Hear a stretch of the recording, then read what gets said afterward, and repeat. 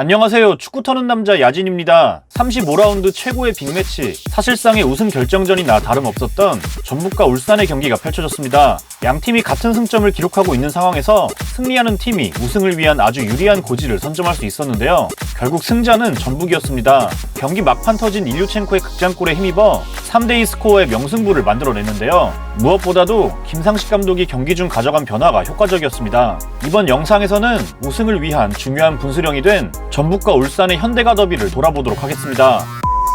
전북은 김민혁이 부상으로 빠지면서 구자룡이 대신 선발 출전했는데요. 이 외에는 특별한 변화 없이 베스트 라인업이 꾸려졌습니다. 울산 역시 센터백에 공백이 생겼습니다. 불투이스가 결장하면서 임종은이 대신 나섰고 부상에서 돌아온 이동준이 벤치에 대기했죠. 너무나 중요한 경기였던 만큼 팽팽한 흐름이 이어졌습니다. 이런 흐름 속에서 양팀은 세밀하게 만들어가는 공격보다는 세트피스 한 방으로 득점을 만들어냈는데요.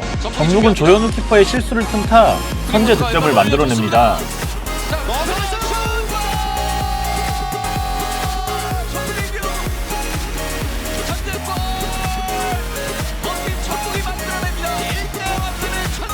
그리고 울산 역시 세트피스에서의 제공권을 앞세워 반격하죠.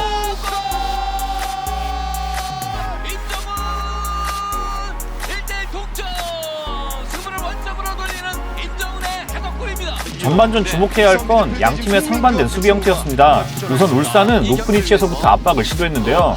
상대 진영에서부터 공격을 끊어내고자 강하게 압박을 했고 이는 꽤 성공적이었습니다.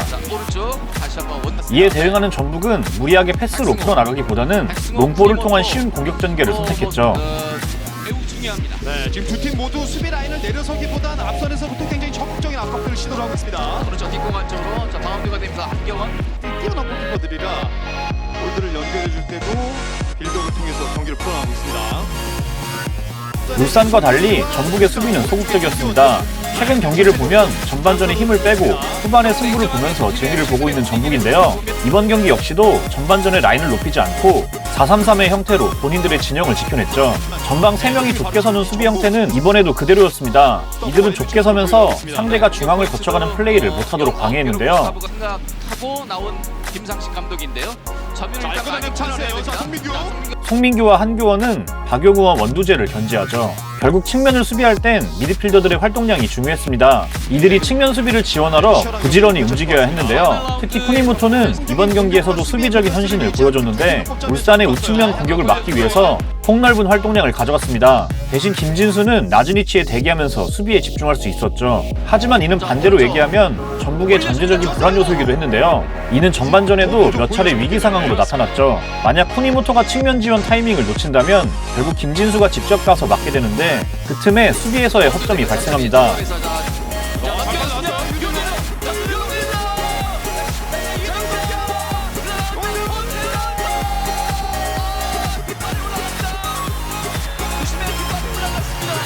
이후에도 울산의 위협적인 공격은 오른쪽에서 계속되는데요. 쿠니모토가 부지런히 수비를 돕긴 하지만 아무래도 큰 부담이 될 수밖에 없죠. 울산은 쿠니모토의 수비를 뚫어내면 곧바로 좋은 공격 찬스가 생깁니다.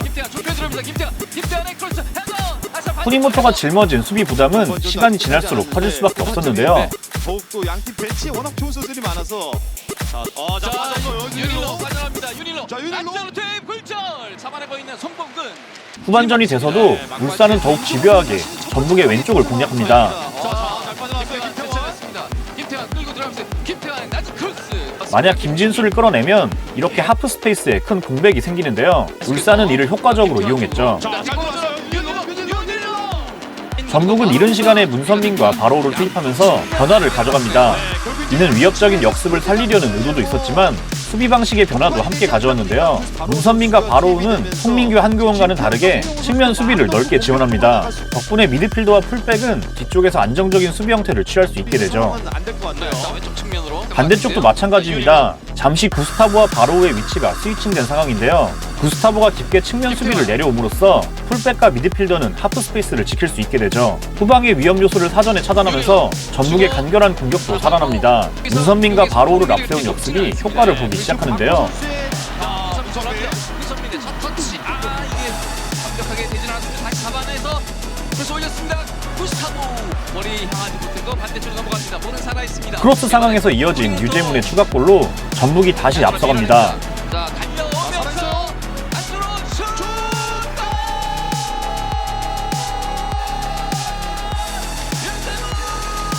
동점의 균형을 깨뜨리는 전북입니다. 2대1 다시 앞으로 나가는 전북. 네, 크로스가 맞고 나왔고 세컨볼 찬스에서 유재문이죠. 유재문 선수의 킥이 그대로 아웃프런트에 걸리면서 주요들이 이겨내면서 다시 한번 강한 골을 만들고 있습니다. 네, 아주 절묘한 득점을 만들어내는 유재문 선수입니다. 유재문도 전북의 새 첫 득점. 울산은 계속해서 오른쪽을 파고들지만 전북의 달라진 수비에 고전합니다. 점이 절실하게 또 필요한 울산인데요. 오늘 오른쪽에서 김태환 선수는 정말 바로우가 측면 수비에 가담해주면서 김진수가 넓게 벌리더라도 토니모토가 이렇게 하프 스페이스를 지킬 수 있게 되는데요. 이전과 달리 왼쪽 측면에서 3명이 수비하는 것인데 울산은 이동준을 투입했음에도 불구하고 측면을 쉽게 뚫어내기 힘들었습니다. 어려웠습니다. 그리고 김태환의 몸놀림은 가벼워 보였지만 마무리 패스가 정확하지 못했죠. 활로를 찾지 못하던 울산은 이번에도 세트피스에서 동점을 만들어냅니다. 살아있어. 셔서 동점! 이청용의 동점골! 2대2 동점을 만드는 이청용의 마무리입니다. 네, 유백한 선수 교체 투입되자마자 코너킥 올려줬고 뒤쪽으로 볼. 이청용 선수가 베테랑의 공격 보여주면서 경기 다시 원점으로 돌아왔습니다. 아, 이청용 교체 투입해서 여기서 동점골을 만들어냈습니다. 홍명보 감독의 승부수 교체 일단 또 적중합니다. 지공 상황에서 우측면을 활용하려는 울산은 끝까지 제대로 된 유효 슈팅을 만들어내지 못하는데요. 반대쪽! 지금 승점이 두 팀이 똑같기 때문에 다시 한번 김태환 쪽으로 김진수를 앞에 두고 자 빠져나왔어요. 자 이동준의 최초로가 축구에서 기회를 살리지 못하면 반드시 위기가 찾아오죠. 전북의 마지막 승부수는 일류첸코였습니다. 김상식 감독의 마지막 교체 카드도 제대로 적중하죠. 경기 종료 직전 쿠니모토가 측면에 고립돼 있습니다. 여기서 김진수의 영리한 움직임이 돋보이는데요. 순간적으로 수비의 시선을 뺏으며 쿠니모토에게 크로스할 수 있는 여유를 만들어주고 이는 일류첸코의 극적인 결승골로 이어지죠.